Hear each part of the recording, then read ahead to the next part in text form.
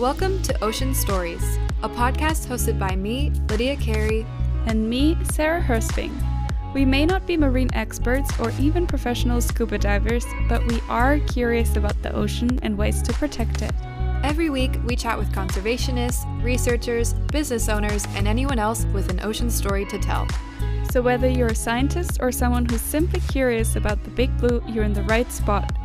We can't save the seas alone, but we can do it together. Welcome back, everyone. It is 2024. Can you believe it? I certainly cannot. We're very excited. 2024 is going to be amazing for everyone. If you're listening to this, you just got blessed with good luck for all of 2024. So thanks for being here. And let's do it. Let's thank you for following along, everyone. I don't know why, but this year I either have Wow, what's up with my words today? This has been happening all day, all morning, all day. I need to be readjusting to the English language now that I'm back on this side of the planet. True.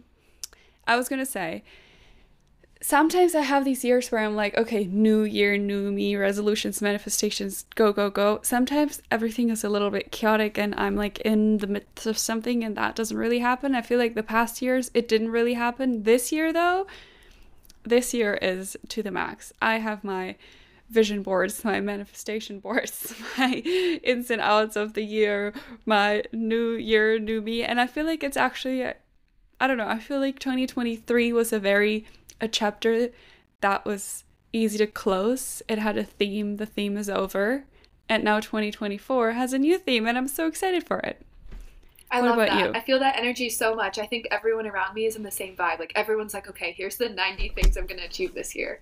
And I don't know. I think reflecting on 2023, like so many good things happened, but also I was in a lot of transitions. So I want to be like more intentional in 2024. So that's why like having the goals and stuff is so helpful for me, because I'm just like, I want to look back at this year and be like, okay, I set out to achieve XYZ and I did my best like towards those goals, which I get like that's the point of resolutions, but I just love New Year's. It's one of my favorite holidays, actually. People are like, no, yeah, I get it.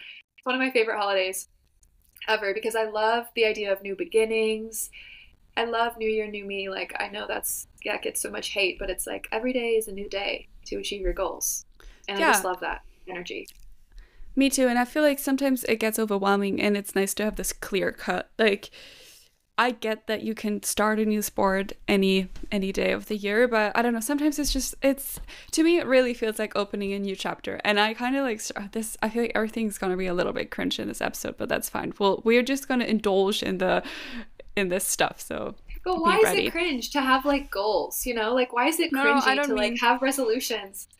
I don't mean like exactly that, but I was going to say I really started giving like my years kind of chapters, like treating my years as chapters and giving them titles, which is funny because it worked out I feel like whenever I have a big change, it kind of works in a yearly cycle, which happened again this time because like in the beginning of last year, I was like, okay, I guess I'm moving. And then, I did that and it took about a year to get fully settled. And now the new year's starting. So 2023 was like moving to another continent or like start living on another continent. Whereas this year is like, it's a different theme. It has a lot of themes, but you know what I mean? That was weird. I don't know. One resolution last year and it was to gather everyone's birthdays and to put it in my calendar so that this year I would be able to remember people's birthdays. I'm realizing right now that I'm not sure if your birthday's in my calendar. But if you're listening to this and you would like to receive a happy birthday from me, let me know, because I still feel like there's some birthdays missing from my calendar, but that was my one goal. And I made an Instagram story. I was like, tell me when your birthday is. And so many people responded. They were like, why? I also had the strangest people responding, like random people I've never spoken to being like, December 29th. And I'm like, okay, girl, happy birthday. Like, I don't know you, but. That is so funny. Yeah, that's a good one. And it's nice because you could tick it off. You achieved it, right? Yeah, just simple. So this year I'm aiming for a little bit more in my 2024 bucket list. getting to the point of what we thought we would record today, because everyone is doing their cutie little ins and outs list, and love them or hate them, I love them. I've been seeing really like good ones. I like reading what people think is in and out. So we're going to do ours, a little bit of sustainability themed, okay, a little bit personal theme, a little bit ocean, a good mix. A good mix. What? Yeah. I've made my list already. I'm looking at it right now and I love it. But are we gonna go one by one? Whatever. What is in your ins list? Okay, my big ins Actually, first list. Let's start with outs. Sorry, I'm doing a little switch up. Whenever you're manifesting, journaling, you should first get things out that you want to leave behind, and then we'll talk about what we want to bring in. So what is your outs? My big out is any type of being stressed, being in like a weird fight or flight mode, and feeling stressed about things. I don't know, I feel like especially in this day and age, it's easy to be in like a constant, I need to do things, I'm not productive enough, I'm feeling stressed. Like you can have an empty day and you wake up feeling a little bit stressed about whatsoever. Not happening in 2024. If there's something that's worth stressing about, fair, we can stress a little bit. No unnecessary stress. And I don't really mean like work, like only negative stress, because you can be stressed in a good way. You can have like 14 big projects in 1 month and that's really stressful, but it's energizing. I'm talking about like, like this unproductive fight or flight stress where you wake up and you feel like you're running from something already. Of course, and you don't know how to relax. So then like when you're on vacation, you don't even know how to, I know exactly what you're talking about. Yeah. It's basically my whole life. Well, you listen to podcasts on 1.5 and 2. My fight or flight would be through the roof if I did that. Yeah, I'm actually really interested in this. I want to make a story to ask people, do you listen to podcasts or YouTube videos on the regular speed? Because I seriously cannot do that. I think it's something with like TikTok making my attention span really short. But that's a whole other topic. But I need to watch podcasts and videos on 1.5 at least, a lot of the times 2. It's so funny because how slow people talk. I started doing that on TikTok because if you hold down, it automatically goes into times 2. And I started doing that, and now it's really hard for me not to do that. But at the same time, I got like a lot of people in my For You page that are like, oh, this is fucking us up even more. This feature is the worst because now our attention spans are even more fucked up. So I'm trying to push myself not to do it because I feel like it's so bad that I'm like, okay, I will just sit through this. But it's making me outrageous. But I've never done it with long-term anything. I think that like with our episodes, when I listen back, they are so much better when you speed them up, in my opinion. Because when it's sped up, then there's no breaks, and it just goes. Yeah, but I feel crazy. Like everyone has their own way. Yeah, totally. What is an out for you? I think watching things on normal speed. No, that's not out. Like that's okay if you want to like take in the information slowly. Like that's okay. It's just I prefer sped up speed. I think a huge out for both of us is toxins in sunscreen and toxins in skincare. And just like and toxins in major food. Big brand Toxins. Skincare. Yeah, just toxins in general out. But especially in skincare and like body care products, because we've just been talking about that a lot. And obviously it has an impact on the ocean and our bodies, and we're just like learning more about that. But honestly, I wouldn't even say especially on skincare and all that. I would say also on food a lot. Like never buy out is not buying organic potatoes. It's really bad for you. Sorry. I mean, I don't know anything about that, but for me, it's I'm focused on the sunscreen element because you gotta start small. Good. Start somewhere. Yeah, I can't of a sudden overhaul all of my products and all of my food at once. It's just like too much. So one thing at a time. Fair. What's another out? Another out is screen time. Sure. I know this is so lame, but being unintentional about your screen time, just like being in bed, waking up on your phone, going to sleep on your phone, because that just puts so much stress on you, and we all know better and we still all do it anyways. I'm really bad at it though, so that's very much an out for me. No phone waking up the first hour, no phone straight before bed. Unless it's a podcast I like or like a audio something I like sometimes to go to sleep with something talking to me. But yeah, no mindless scrolling 24 hours a day. That's horrible. But yeah, lame. I think that's a huge one for so many people. I think that's probably like the global That's a out. global one. Do you want me to redo my list? Okay, go. You can tell me what you think about them. Toxins and sunscreen. That was my number one. Number two, talking shit about yourself. Oh yeah, out with that. Out with talking shit about yourself. And it's crazy how common it is when you start paying attention, like how much people call themselves stupid or what they're doing stupid. Or even just saying, I'm so dumb. Like, that's going to be out. Out for me. I'm going to try. You're just going to be like, I'm so clever. Like 5 times a day. Or just like accept your mistakes or whatever. Moving on. Number three, controversial one. Amazon.com. Amazon.com is out. It's out. No, yeah. How's that controversial? It's been out. Well, it's controversial because it's like the biggest company ever. Yeah, I guess. It's out. I mean, sometimes, I literally ordered something from there yesterday. I'm not going to lie. But I'm trying to be very intentional about it. I'm like looking at the product. Sometimes it's just so good. If you need like a stupid ass cable that has like one outlet and then one adapter, so convenient. But definitely out ordering stuff that you can get within a 10 kilometer or miles radius of where you live. Like, not stupid shit. We all get that sometimes it's super convenient and it makes more sense, but don't order anything mindlessly from there. Out. Absolutely. The list just keeps getting even more controversial. This is probably the most controversial one. The overconsumption of trendy metal cups. That seems to happen on a cycle of whatever is trending. This has been killing me for years, and Are we talking like Hydro Flasks and Stanley Cups? Yes, when the Hydro Flask thing was happening, that's when I first noticed it, because we would talk about, well, why are we so obsessed with Hydro Flask when 2 years ago, at least in my circles, it was Camelback. All of a sudden now, the craze for Stanley Cups this Christmas, oh my gosh, out with that in 2024. If you have a metal cup, a metal like drinking water cup, I'm pretty sure you need to use that thousands of times for the energy that went into the production of that cup to equal the waste that you're saving from using a plastic bottle. All these things are so confusing. The point of what I'm trying to say is, I'm like going crazy about this metal cups, is if you already have a metal water bottle, buying more and more metal water bottles is not good for the environment. Like, why are we doing this?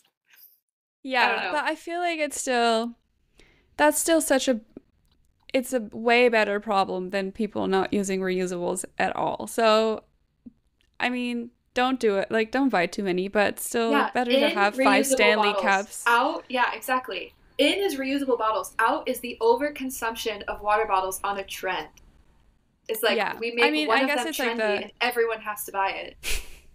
I feel like that's just everything in our world, and it's funny how like things that claim to be sustainable also hop on the trends, and then they're not that sustainable anymore. It's frustrating. There was a huge thing with Yeti too. For a certain point in time, it was like, if you don't have a Yeti cup, then Yeti cup is a symbol of wealth because they're so expensive. I feel like that's happening with Stanleys now. It's better than plastic, but you don't need 20. And I bet you already have a bottle in your cabinet, so that's out for me. I will not. You won't catch me using a Stanley unless someone gives me one. Then of course, I would. I want to see what the hype's about. To be honest, I get so much subliminal marketing for these Stanley Cups, but whatever. Whatever. I feel like they're already on the way out again. I'm just shaking my head. If you can't see the video, I'm just shaking my head. What's next? Focusing on climate doom and gloom. This one kind of needs an explanation. Oh, that's an out? That's an out. I feel like a lot of the content I consume about climate change is very doom and gloom and very fear-mongering and trying to scare people into action. And it works on me because I'm like susceptible and emotional.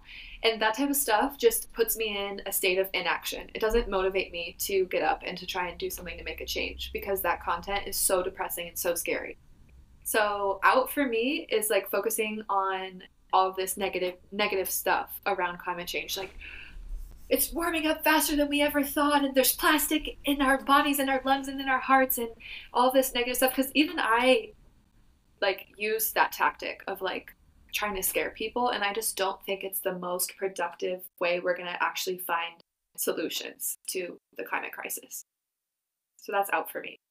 I feel like honestly that's like a tough one because I have this in general. Obviously, I want to consume the news and I want to know what's going on in the world, but I feel like it depends on what you follow, but a lot of the news pages are always phrased super negatively. So and obviously there's a lot of shit going on in the world right now, but you wake up every single morning and there's just like, you go and look at your news and it's just like flooding there or something bad happened there or something horrible happened there, which I guess that's just the nature of news. But if that's the first thing you read every single morning, obviously that's gonna affect your mental status, and we already are in a world where I don't know, I'm just like being informed but in a way that not gives you anxiety 24/7 because there's a lot of crazy stuff happening, obviously.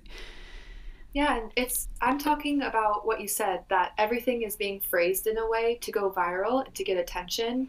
So that means a lot of stuff is being phrased in a way to scare people. And I just don't think that that is an effective strategy to making change, especially when it comes to the climate crisis. Like we're scaring individuals in their homes into inaction when who actually needs to like be targeted are like the big corporations. Do you get what I'm saying? So like why are we telling people like, oh my God, everything's going extinct and in 3 years it will never snow again and there's nothing we can really do about it, versus like focusing on all the people that are doing so many good things to actually try and make a difference. Because when you focus on that, you start to realize, wow, there are a lot of solutions and people like working, dedicating their whole lives to like trying to solve these problems is so much more inspiring to me.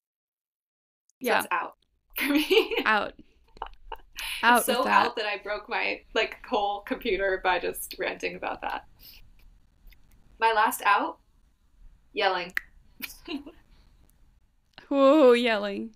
Yelling. That's a tough one. Yeah, I don't like yelling either. I don't like yelling. I don't like when people yell. I mean, that's been out for me, but it's just especially out in 2024. Yeah. I say that as I just yelled earlier. You can yell for like a good reason, or you can like quiet yell, but no like yelling in anger. Yeah, that's a good one. I feel like that's a constant one for me. Do you have any other outs for 2024? Leave them in the past. Do I have more outs? I feel like I have more ins than outs. Okay, what are some of your ins? My ins. Oh, I have a lot of ins. First, I'm trying to like match the ins with our outs. First in is being like a little healthy girly, really looking at what I'm using, what I'm consuming. Honestly, I really don't want this to be an ad for Stream to See, and I'm trying to not make it an ad for Stream to See, but I've used a bunch of their products because we got a box full of stuff, which I am obsessed with. And they're all so good. Like literally it was the smoothest, best body lotion I had in a long, long time, and I was looking for a good body lotion. And the fact that I just feels so good to put something on when you know this is all clean ingredients, because I always get kind of like an iffy feeling when I'm using stuff. And like right now I have makeup in my face and I'm like, oh, I don't like that it's on my face, but I'll do it anyways. Well, that's a big in. Just good products, clean products, good food. I don't know. I feel like that's just making you overall feel so much better. And maybe it's just mentally. Maybe it's not even all that bad, but just the peace that it brings me. Yeah, or in is supporting small brands. Like that's a huge motivating factor for me in using Stream to See or other small, sustainable, ethical company products.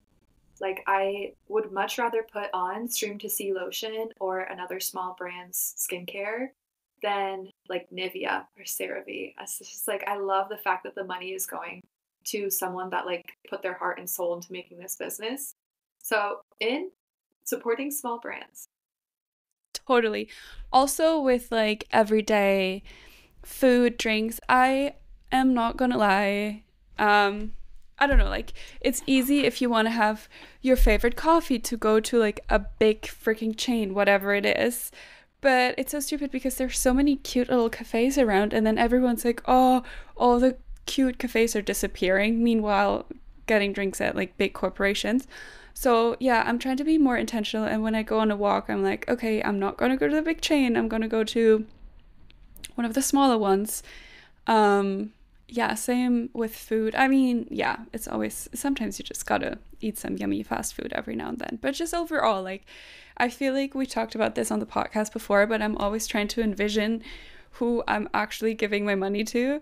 And that has helped me a lot because I'm like, okay, if I would just randomly, without an exchange, give a person money right now, it's normally not the people behind the large corporations. It's like your neighbor who started a cafe or who had it, whatever. It's like it's such a nice feeling to think of like just exchanging services and goods with people rather than giving what you earn to a large corporation. I don't know. That's just what I'm visualizing. It helps me a lot. I love that. And we've already hit 3 on my list, I think. Voting with your money, and I also put sustainable skincare brands. So love. We're aligned. Food. Our ins are perfect. Aligned. Perfect. Another in for this year is, I feel like 2023 already got a lot better, but being outside more, less screen time in general, just hanging out with your friends and being outside and doing things. Like a lot of the time I'm fantasizing about doing things like whatever it may be.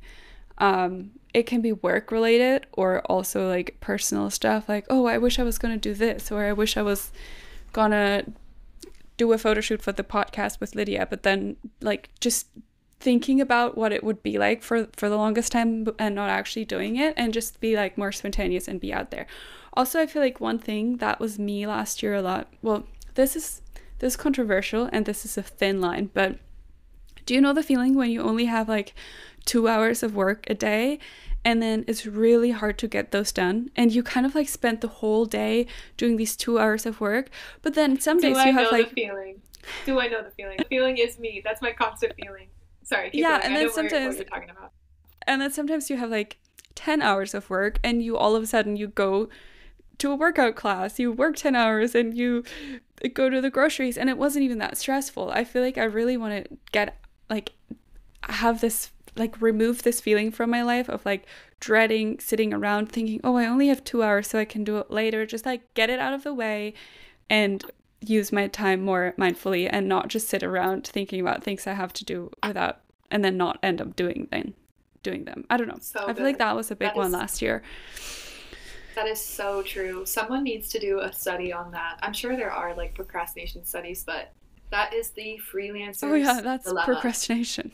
That is just like the number one freelance problem. 3 hours of work and somehow you stretch it to take 2 days because it's not due until next week and because you have nothing else going on.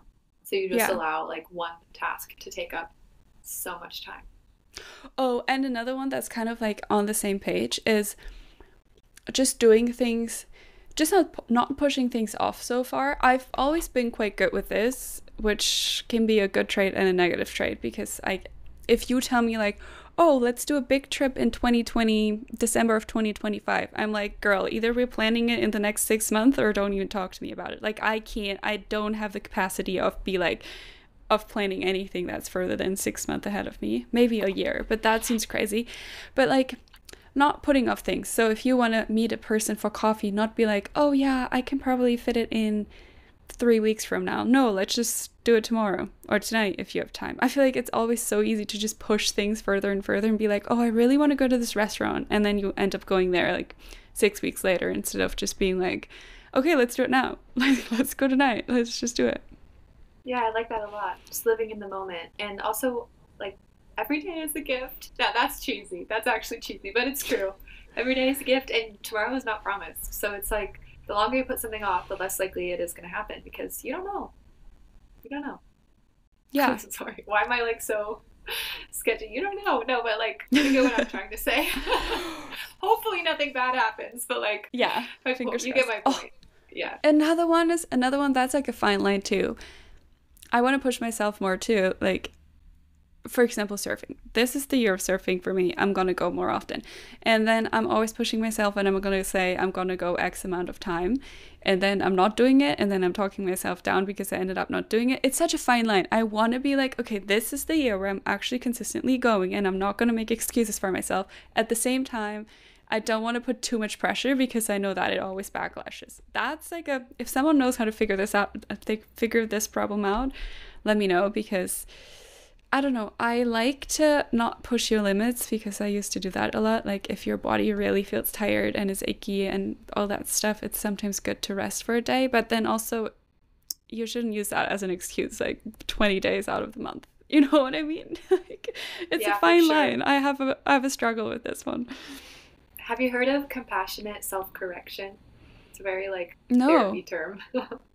It's basically, what is it? Related to that. You should look into it. I've actually seen like TikTok therapists talking about it too, but it's instead of shaming yourself for goals and trying to force yourself to become someone you're not, and just trying to like improve yourself from a place of shame, which again, I feel like I'm the queen of shaming myself and trying to like shame myself into doing something every day, or like, why can't I do this, or why can't I do that? I must have some problems, blah, blah, blah.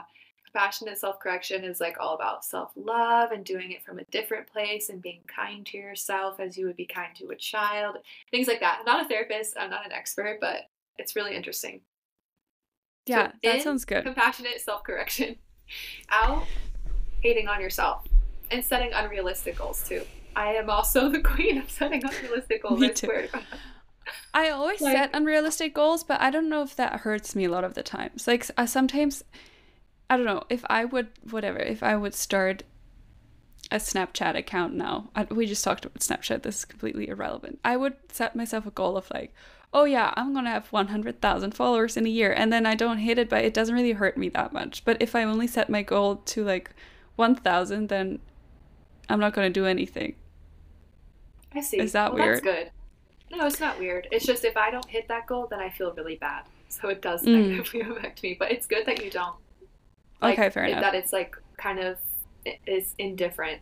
It's more about the effort you put in. I think that's a good place to be. Yeah, but like some things. If I would be like, okay, I want to run a marathon, and then I don't do it, that's like, you know, if I feel like it depends on how much is in my control, you know? Like if I want to run a marathon, it's fully in my control. If I say like, oh, I'm going to have a YouTube channel with 1 million followers, that's not really in my control. You know what I mean? Like that really changes it for me. Yeah. Maybe unless I break a bone or something. Of things that you can control. Yeah, true. Running a marathon is not part of it. I couldn't do it if I wanted to. Lydia did it. Did you do it? Did you do a full or a half? I did a half last year. Wow, sick. Would you do it again? Yeah, for sure. I think that was like my 4th one, and I think a half is like such a fun distance because you feel like you've accomplished something, but your entire body doesn't like shut down, your toenails don't fall off, all of that negative stuff that comes with doing a marathon. I feel like 13 miles is just perfect. Like you really feel like you've achieved something. That's not easy, but the risk of like injury and like just general sickness and ailment is... So I recommend it. If you're thinking about it, this is a sign you should get into it. I can't. I actually have a broken hip. I can't run more than 5K. You have a broken hip? I'm sorry, I'm not laughing, but what? I was born with it. Like my bones aren't fully formed, which is, I don't really have any problems with it ever, but I do, like I was actually training for, I don't know, I didn't really have a set goal, but I was just running a lot, and whenever I hit 8 to 10K, it starts like hurting really badly and I get like water, I don't know, it's just inflamed. So that's okay. I'm not a big runner. Wow. And that's not making it better. But that's why running for me is kind of hard because I'm mega competitive. I'm so competitive. That's maybe a little bit of an out. And I just can't run for fun. Like if I want to run, I need to have a goal. I need to be better today than I was yesterday. I don't know. I have a really hard time just doing it. At least with that stuff, there's things where I'm not that competitive about, like climbing and surfing, which I'm doing right now, which is good. Maybe that's why I chose these. But yeah, that's why running is always out for me, because I'm like, yeah, I have a cut. Like I'm not going to go past this, and that's just lame because it's just there's no like reason for me to push I myself. love that. I think that's a yin and yang opposite difference that we have, because I could not be any less competitive. There's like zero competitive bones in my body. So I love that you bring that. I bring the non-competitiveness, and we just That's balance out. perfect. That's Yeah. great. Yeah. You need to, I don't even know why. I guess I was like raised with competitive sports, and that was like the main focus of my life for the longest times. And I feel like all those people are just forever competitive. Like, Yeah, and I feel like just that's it's actually not how leaving I your fell into body. running, is like running is that sport where no one's relying on you. If you mess up, then it's on you. And that's something that appeals to me, because I was always letting people down in competitive sports by being bad at sports. So I like running because I'm not competitive. And yeah, you just find what works Yeah, for you. totally. Best. Do you have any other ins and outs? I do. I had a major epiphany the other day about work. I think a huge thing many people agree with, not everyone, is we don't like to work. And I was reflecting on 2023 and just on the past 2 years of my life, and how they haven't really been work centric. Like, work has not been the number one theme of my life, which I feel like for many people it is, because they're going to work I every feel day. like that's a pro. I That's a mean, it pro, can right? be. It Yeah. can be. So I was just reflecting on that and thinking, well, how can I keep that going in a more sustainable way in the long term? And it kind of relates to what you were saying earlier. What I started thinking about was, if you want a life that does not revolve around work, you cannot also have a life that revolves around consumption. Does that make That's sense? so true. And I don't know why, when that thought hit me, I was like, oh my God, I just started like freaking out, because in the US, I just feel this urge to shop and to be trendy. And I definitely consume a lot in my life. I'm not saying that I don't, but it just made me sort of reevaluate, okay, if I don't want to have this life, at least for right now, centered around working all day, then I need to also accept that I will not be able to afford a lot of the things that I see like my peers doing, or just consuming so much in general. Which leads me to my in, one of my major ins for 2024, which is creating more than I consume, which you reminded me of earlier when you said that you want to like stop thinking about doing things and just do them. Like, how many TikToks and Reels have I saved that are about stretches, workouts, recipes, gardening techniques, different things that I never actually do? I just consume so much content on how to do things, and I never actually do them. Yeah, So that's it such a good applies to thing. lots of areas.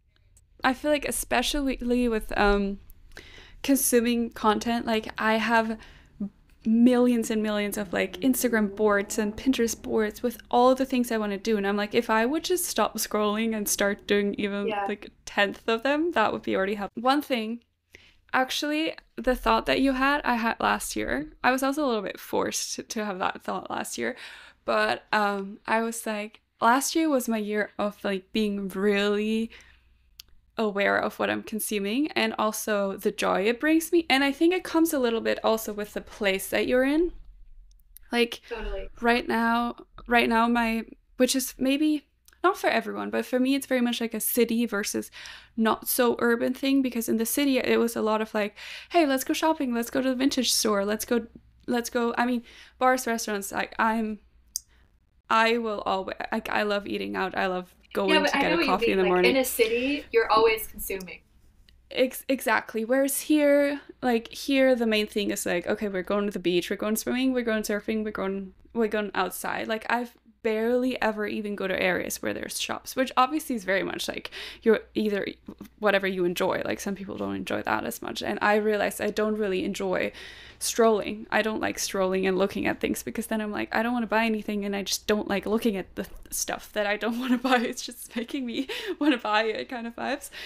But yeah, last year I was like, okay, I'm not gonna buy any new clothes unless I really need them or want them, which I did. I think I only bought like maybe 10 new pieces total that weren't like swapped or from a vintage store.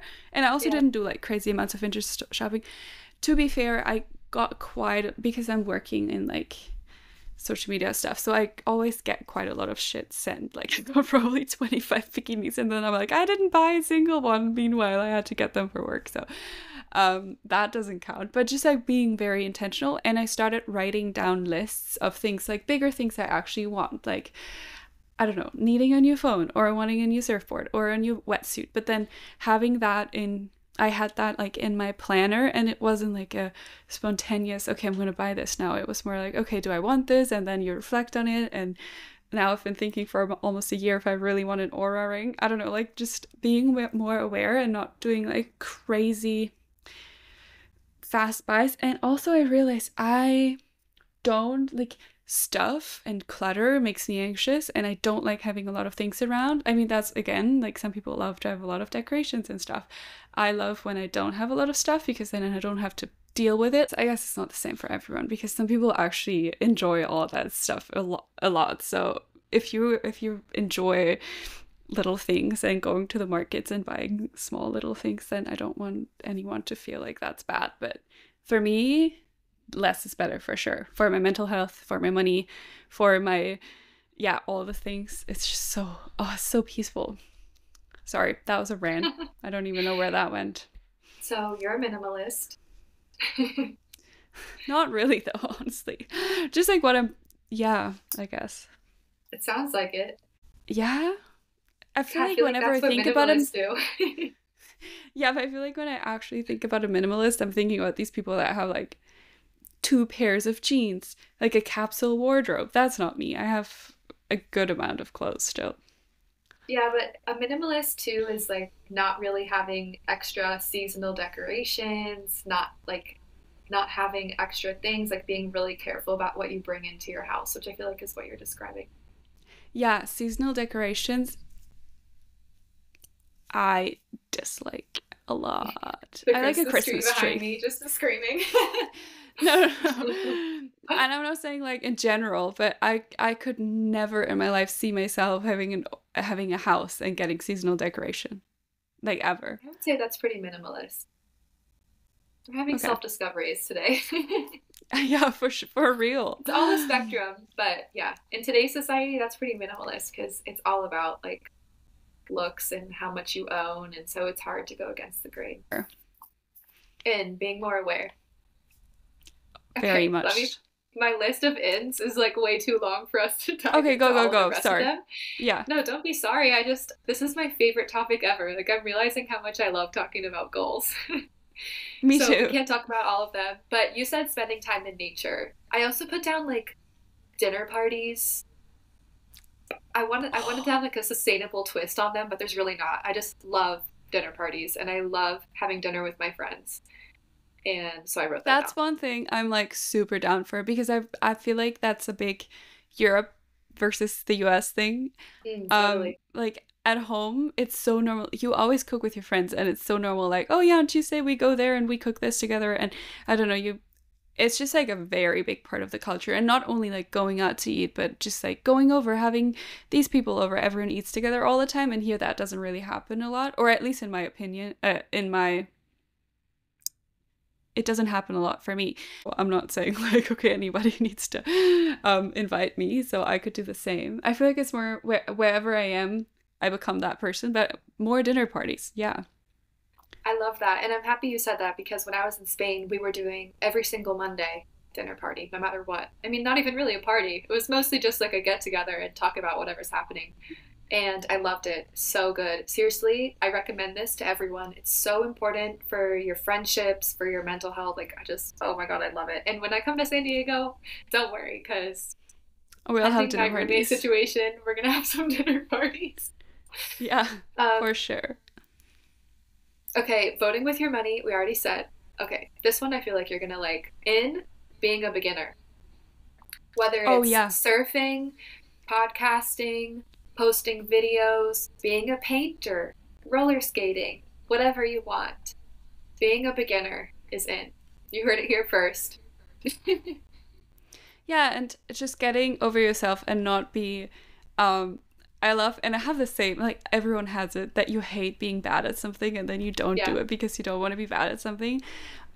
Just getting over that, because I don't know, And I feel like it's getting worse the older you get, because now we're like, oh, I'm in my late 20s. Am I actually going to start doing ballet now because everyone says you're going to suck if you don't start at 5 years old? Well, who cares? Exactly. Don't This be is exactly what competitive I and meant just by do it. this. Like being a beginner at any age in anything, it's so admirable that you put yourself out there in a completely new topic, a new skill, a new area, even like a new, I don't know, social group. Like I just think this should be an in for 2024. Yeah. Try new things. Insert, I'm gonna, you have to come surfing 10 and stand up 10 times before you can say you don't like it. Okay. I'm like, I'll accept that.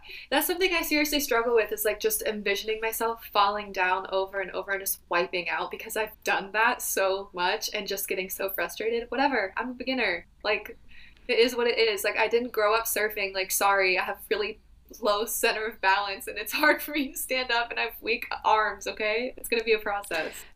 Yeah, and just go to a place where it's easy. Like if you, I'm just talking about surfing. If you're a beginner, there's like so many beginners beaches where there's like what 200 people do at the same time, and then you'll just be one of them. Like I feel like people also get like self-centered in that moment, which is normal. But you're like, everyone's watching me. Meanwhile, Yeah. most of the people are in the same struggle. Nobody gives an absolute shit about what you're doing there. Like nobody's actually sitting there thinking like, oh, unless you're in their way or unless you're like breaking the rules or you whatever. Then this goes for everything. Yeah. Like So nobody's true. actually in the gym staring at you thinking like, oh, what's that person doing? It's all in your head. Yeah. Well, that's it's a difficult thing to overcome because then I see videos of people in the gym walking up to other people saying, "You're doing that wrong." Or I see videos of beginner surfers bullying them, saying that they don't know what they're doing and that they're stupid idiots. And Yeah, when I I see feel that, it like makes me think, I mean, like I said, I'm susceptible to that stuff on the internet. And then I start thinking, oh, I guess that's going to happen to me if I surf. I see that a lot, but then I never see it happening in real life. And I feel like That's probably the case. the surfing thing very much I feel like is that just know where to go, and if you're a beginner, like don't just know the rules, because surfing I feel like if it takes a while until you're capable of following the rules because you're so That's overwhelmed what at I first. mean. Because it's so So just hard. go somewhere where everyone accept, like there's a bunch of beaches here. If you go there, you can't expect anyone to follow the rules because it's just like the beginner spots. So it's just you just got to deal with it or not go there. Yeah, totally. So that's great. Two other ins that are totally like the same idea, being curious and learning new things. Love. Oh, I yes, was a love. big hater of the Googlers. There's this type of person where you're talking about something and they immediately whip out their phone and start Googling it. And I used to be a hater of them because I was like, why are we always Googling something? Like, why can't we ever just leave something to the unknown?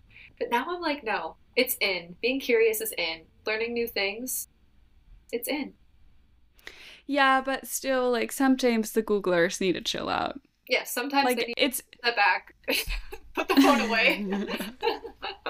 When you get bipolar, mansplaining mansplaining out being curious and actually learning things that matter in yes, yeah, and that's my ins love. and outs.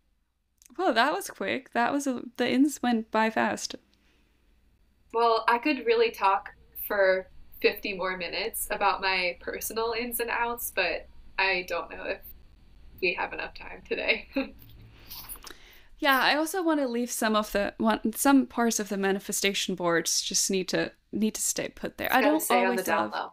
I love sharing this with like an inner circle who's kind of involved and knows, but I don't always want to throw it all out because that just stresses me out. Retweet.